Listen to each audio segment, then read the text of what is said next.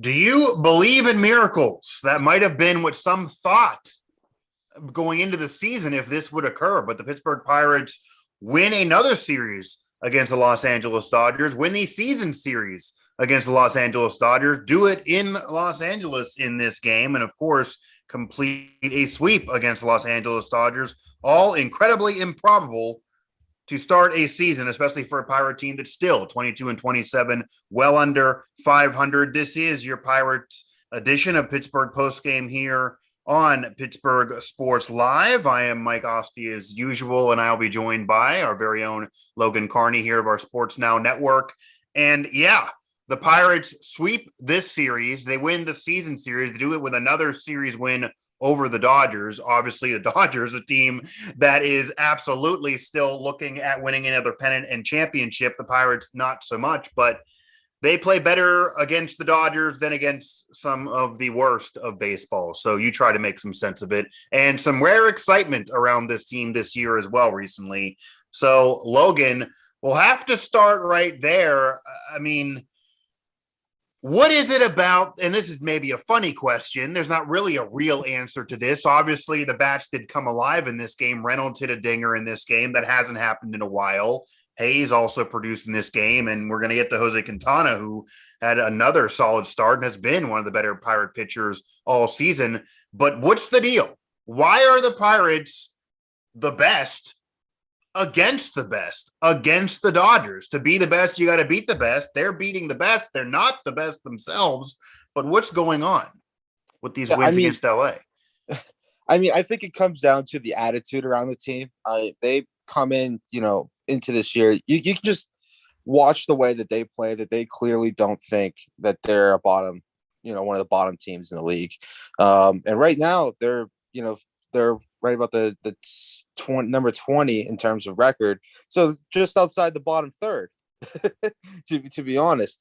But this is the attitude of the team. I mean, we've seen so many games where they have come from behind to win late. In fact, that's how a lot of their, I was going to say a lot of their wins. They really haven't had that many wins. I mean, 22 and 27 isn't that good. But out of those 22 wins, they've had quite a bit, a few of them where they've come out, they've won late, and a lot of that is, become their starting pitching outside of Quintana hasn't been very good. They've had to come back.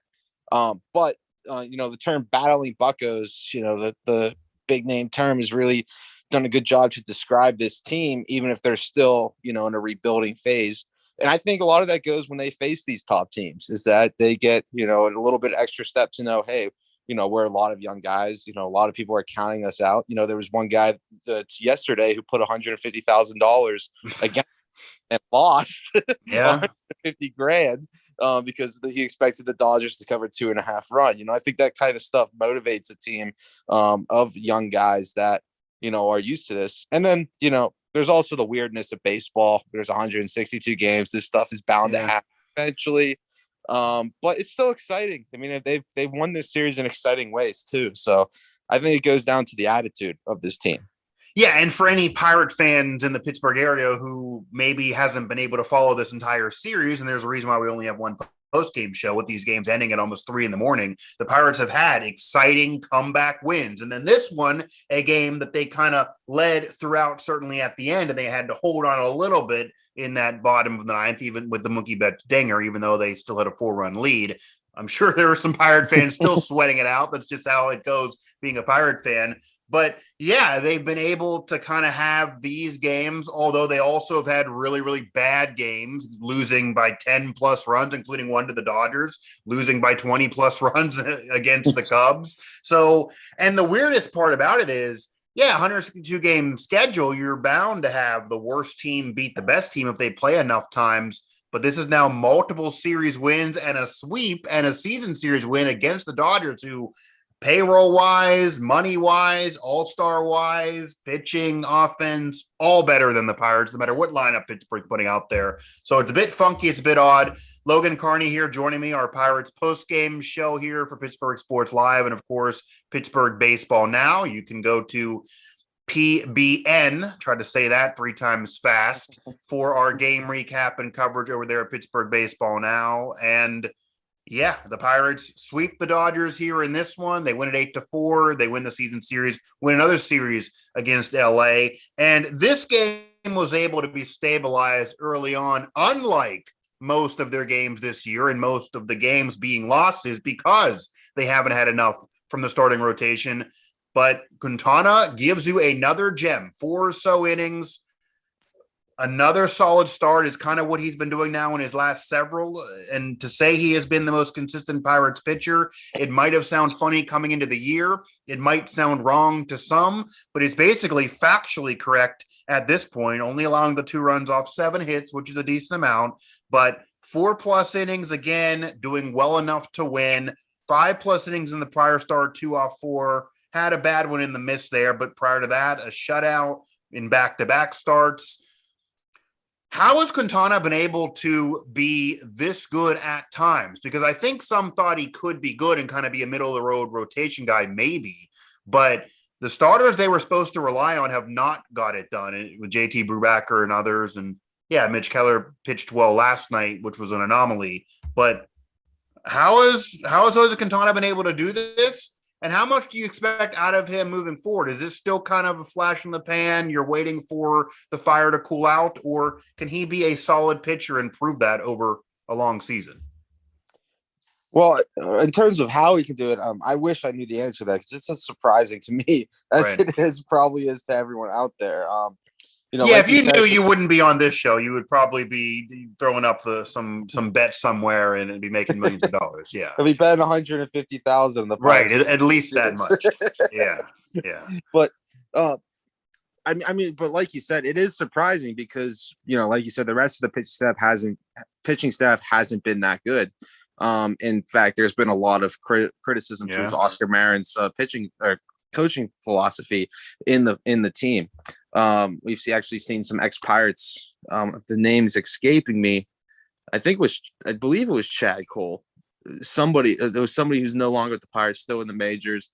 I believe out west liked a tweet that actually criticized Oscar Marin's coaching philosophy there. So we have seen stuff like that, in terms of it. So Quintana's pitching so well, surprising me. Now, the good thing is, whether you keep this up, hopefully that's not the Pirates, worry in a month.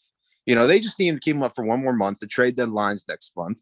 This team's not going to be in contention. He's only signed through this season, so he is a rental. Right. He's not an expensive rental. He's only making $2 million this year as a whole. Excuse me. And we went. We can go back to our first show together after the opening day, and we talked about what are some guys that need to step up to be the trade pieces of this team. And Quintana has definitely stepped up to get them top prospects. At that time nobody knew who it was going to be. You had players that either were locked up or maybe they were at least going to wait another year with, regardless of the future of Reynolds, probably not doing it at the deadline.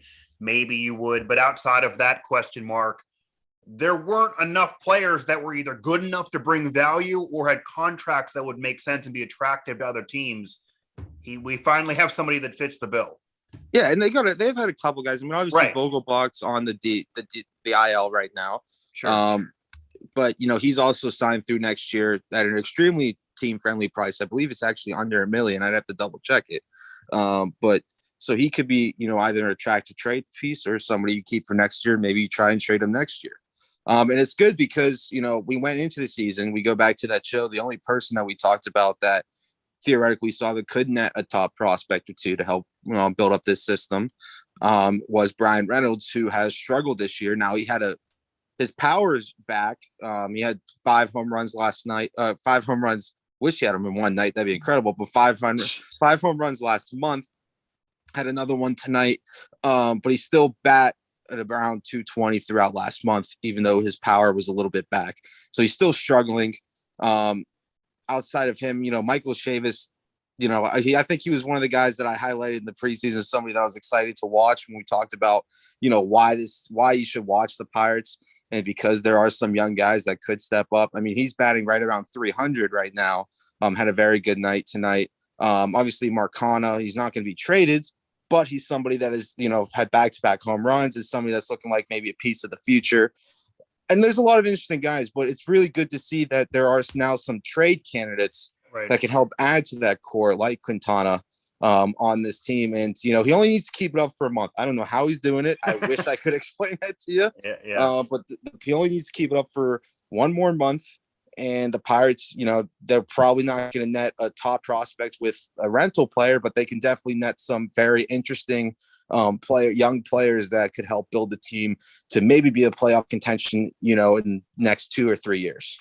Yeah, who knows? And he's going to be a nice addition for some contender at some point. Get him on a real low risk, high reward opportunity, bringing in Cantana at the deadline. The Pirates do win this. They do sweep the Dodgers. They do win the season series. This one 8-4. Our Pirates post-game show here on Pittsburgh Sports Live and Pittsburgh Baseball Now. Logan Carney. I'm Mike Asti, and you kind of alluded to the offense a little bit as well, and maybe some players that also could have some value. And the offense, I guess, exploded. I don't want to say exploded, but exploded for the Pirates in this game, and maybe a little bit more recently than what they were doing prior to that, because they went through a lull there where the bats just completely went to sleep. They've now woken up a little bit, and that is with Vogelbach on the injured list. So he's not even there, and yet Ke'Bryan Hayes, who's been hitting most of the season, but now below 300, he does get a hit in this game and a couple runs. Bryan Reynolds, as I mentioned, has that dinger, and I don't think there's many players in baseball who needed a home run more than him to finally show he has pop in the bat. A couple hits for him, still only hitting 220, but showing some life after a slow start to the year and then picking it up, and then another slow dip for him.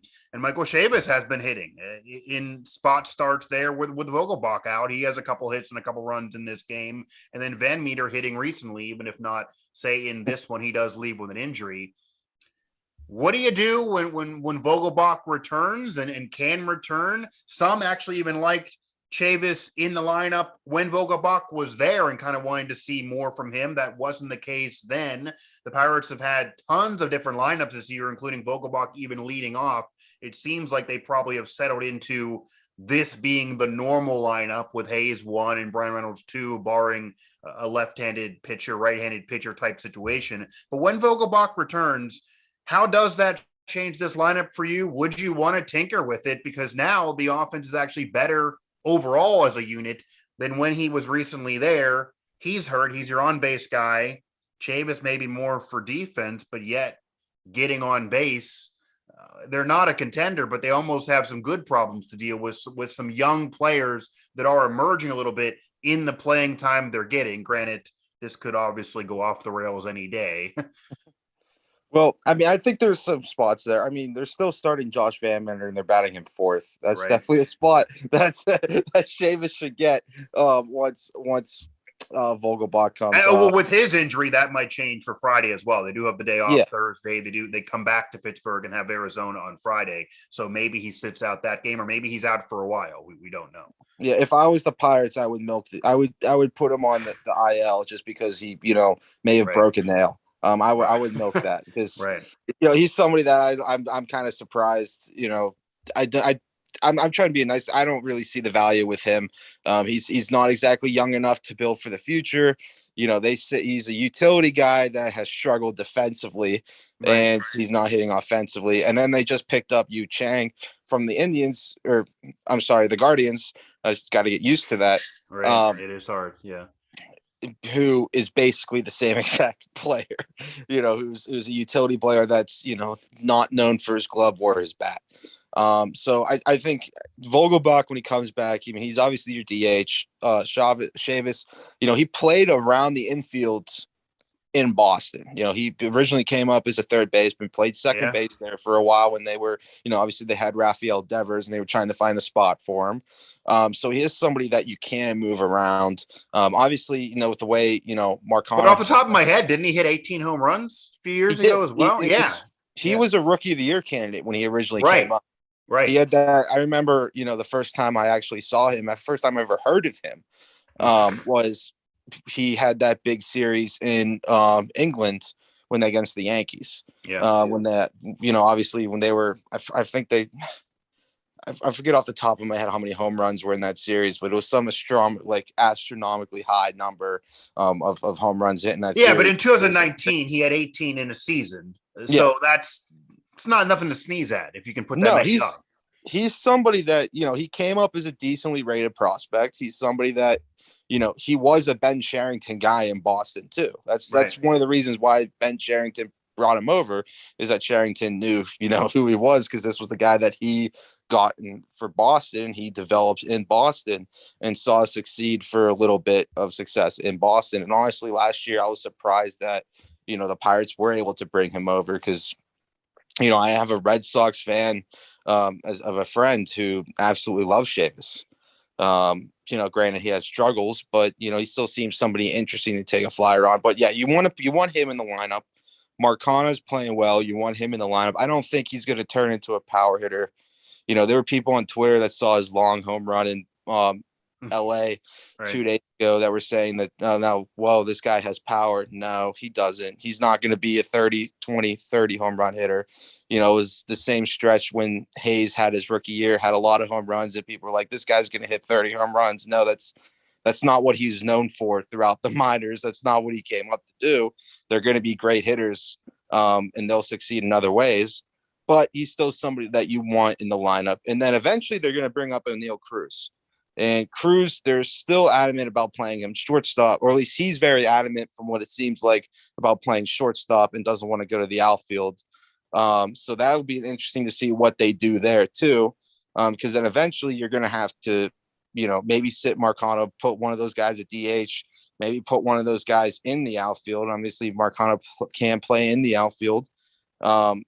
That I think would be the more interesting tinkering for the lineup, because when Cruz does come up, it'll probably be around the same time Vogelback gets activated off the IL. Right. That's when I think the tinkering for the lineup would be very interesting. And then there's other guys too, like Travis Swaggerty, first round pick a few years ago. Very well AAA right now too. Nobody's been talking about him. Yeah, he doesn't get talked about that much. It's all about when O'Neal Cruz is going to be here. Right. Yeah. So that's a great point. And what maybe would happen, and this is barring trades, obviously, maybe this actually moves Vogelbach to the bottom of the lineup after starting off the year as a leadoff hitter, just for the simple fact of when you have Cruz there, you could have Hayes, Reynolds, Cruz, and Vogelbach, and then nothing. You don't want to have just your top four and then nothing. So like every other inning, you're going to have an opportunity to have some hitters. So they might be very top heavy at that point. Not that they aren't now, but even more so then. So maybe that forces you to balance it out and throw Vogelbach into a 7, 8, or 9 spot, just so that you have some ability to get on base in kind of the other innings outside of when you would have those first 3 batters in there that you normally used to being your top hitters, assuming Cruz hits right away as well. Nothing's guaranteed for any rookie coming up into the show either. Logan Carney joining me here of our Sports Now network. He's involved with our WV Sports Now and Nittany Sports Now sites as major involved with the recruiting side of those sites, but also a resident Pirate fan and author actually as well. Had him on a show back in the day to talk about that as well. So the Pirates win this one. They sweep the Dodgers. They win the season series. Again, it sounds ridiculous to say a Dodgers team that 33-17, the Pirates 22-27, including the win. And obviously, the disparity of payroll and a slew of former MVPs on the Dodgers and having won a World Series just a few years ago and looking for another one, and obviously future Hall of Famers there and Cy Young candidates, etc. And yet they're obviously still a contender regardless of this game, but the Pirates do snag one. Now, what do you expect out of the Arizona series, just segueing into that series against Arizona? And what do you want to see this team do moving forward now? Because again, they have proven they can play well against the West, against the Dodgers. They've been able to be a little bit of an exciting team recently. They have scored some runs recently, 6, 5, and 8 in this series against LA. Granted, not necessarily facing the best of their pitching staff in these games, but they do have Arizona coming up. It's not in any way the same as facing the Dodgers, obviously, but this is a Pirate team that has had real problems against some of the bad teams out there, say against Cincinnati, besides winning that no-hitter game, or just even the Cubs who are now behind the Pirates in the standings there. That Arizona series maybe could give the Pirates a chance to prove that it's not just weirdly the Dodgers they can play well against, and maybe Arizona is a team they could maybe inch closer to 500 against. Granted, again, they're not a contender this year. Clearly, no one has fool's gold to believe that, but Arizona's up next. Yeah, I mean, I think looking for the next series, you want to see the bats, stay hot. You talked about earlier about, how bad that offense has been, especially going into this LA series, to see some of those guys like, we mentioned Chavez, we didn't mention Rodolfo Castro, who had a phenomenal day today. Right. If his bats, I mean, I believe he's still hitting below 200 on the year. He hit below 200 last year. He's hitting 206 now. So he Okay, was so he did bump it two up. for four RBI in this game. So he drove in just as many runs as the Dodgers eventually scored. And yeah, he's hitting 206 now. I don't know what you're going to rely on him to do that again and again and again. Obviously, maybe an aberration game, but yeah, he was player of this game for Yeah, sure. if you want to see those bats continue to grow and develop, and you want to see them stay hot, I think that's really what to look into for the Arizona series. I mean, pitching wise, I believe Contreras will probably start. I mean, I have to double check, but I'm pretty sure he starts that last game. That's something you want to see. He had a great debut. Well, it wasn't really. I think Brubacher's slated to start game one of that Diamondback series. But I was thinking the last game of the series. Oh, the last game. Yeah. I believe it's Contreras. I haven't looked at who's scheduled to start, but if my math of the rotation is right, I believe it will be Contreras. That makes sense because I believe it would be Keller and Quintana probably are missing the series, although you do have that day off, so maybe. But yeah, that makes sense. So you started off with JT Brubacher, who 0 for 4, a 4.15 ERA, and we talked about this before. You're getting solid starts from Cantana. You got a start from Mitch Keller. Granted, people obviously need to see much more to believe in him because there's been so much bad over the last few years with all the hype that's there. But the one pitcher that you really haven't seen that solid start from yet is the quote-unquote ace of the staff, even though you really don't have one. And JT Brubacher, what do you need to see from him? And again, it doesn't really matter, but if it continues this way, is there a thought if you're, say, in charge of this team, or what do you think Derek Shelton's going to do in terms of reshuffling this rotation? Yeah, I mean, I think the tough thing is that there's really no guys to reshuffle it with. I mean, Bryce Wilson, a guy who pitched very well in the playoffs with the Braves a few years ago, was one of their, bigger acquisitions at the trade deadline last year, has performed even worse. And he even has openly said that he feels more comfortable in the bullpen. So you can't really shuffle him around. Obviously Quintana's playing great, but he's going to be gone at the deadline. Well, unless you shuffle it before the deadline, unless you don't want to upset the apple cart while someone has value before the deadline. But unless you shuffle it sooner. But even then, I just, who do you really bring in? I mean, you got Contreras. Right. I'd have to double check the numbers for the AAA guys, but there's none that really, besides Contreras, there weren't really any that jumped to mind immediately. You're right. Like that. Sure. Again, yeah. Keller's somebody that you want to pitch consistently, just because this is really the make. I mean, we talked again to go back to the first episode. Yeah. We talked about how this is the make or break year. He needs to show signs of improvement throughout the whole year. He's somebody you want in that rotation, no matter how bad or how good he gets. You want him on that team throughout the whole year. Brubacher is an interesting one because he's not really a youngin. He's I believe he's 28, 29 years old. He had that great start to the season last year. But, he's really going to profile more. When the Pirates are ready to compete, he'll likely be a veteran back-end starter regardless. So he's not somebody that you really need to keep in consistently. Yeah. But I'm having a really tough time just thinking of who you work in. I mean, they could go more with the bullpen games. We've seen them do the opener a couple times already this year. They kind of did that with Bryce Wilson. Times this year, but almost where you have like a fraudulent starter where you have a guy starting, but it's only going to be a few innings. And even the guys who pitch well, like Cantana pitched really well in this game, only goes through 4 1/4. Derek Shelton, like many managers throughout baseball, but especially Derek Shelton, and he's admitted this, it is almost impossible to see a Pirates pitcher go to the 5th or 6th inning, no matter how well they're pitching. He wants this to be minimal innings. He just figures he doesn't really have an ace. It's going to be a few innings for each guy. So maybe you do the Bryce Wilson thing and just have it be an inning or so. Who knows? And yeah, JT Brubacher, 29, I believe. So born in 93. I believe that'd be 29. So yeah, he's not a spring chicken by any means. And yeah, he was supposed to be the one. He's not been the one. It does appear to be unfortunate for the Pirates that you go into series being the least confident in your starter and more confident as you get into the series. But nonetheless, this series worked out with or without him as the Pirates sweep the Los Angeles Dodgers again. The division leading, sexy pick for everybody, favorite to win the pennant yet again. Los Angeles Dodgers, all the MVPs there. Mookie Betts does it a home run, granted in garbage time in the 9th inning. They sweep LA. They win the season series against the Dodgers. And despite that one beatdown loss earlier in the year, they get a bunch of wins and their offensive bats come alive against LA more than any other team. So you make some sense of it. It makes no sense right now. But again, knowing the Pirates, Logan, they flipped to Arizona, who is a bottom feeder of the same division the Dodgers are leading.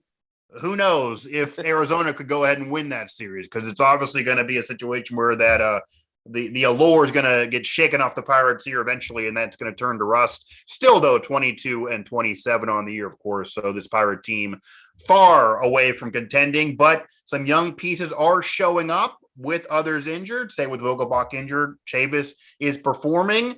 They're getting some time and they're performing. You're seeing a bomb from Bryan Reynolds. That's what you want to see. Hayes still hitting. You have a pitcher go through 4 and pitch well. All things you want to see, regardless of what you think out of this year. And we'll see how much more we see it. But again, the unthinkable did occur. The miracle did occur, as I opened up the show saying, do you believe in miracles? Nobody would have bet the Pirates would win the season series, let alone sweep the Dodgers at any point this year. And they do it. Logan Carney there joining me here as he is from the Sports Now Network, multiple sites for us, and does appear on these Pirate postgame shows from time to time. I'm Mike Asti. The Pirates sweep the Dodgers. They win the season series. Subscribe, hit that comment button below here. Comment, subscribe, do it all down below the video, and also hit up Pittsburgh Baseball Now for their coverage of this game and the day off. And then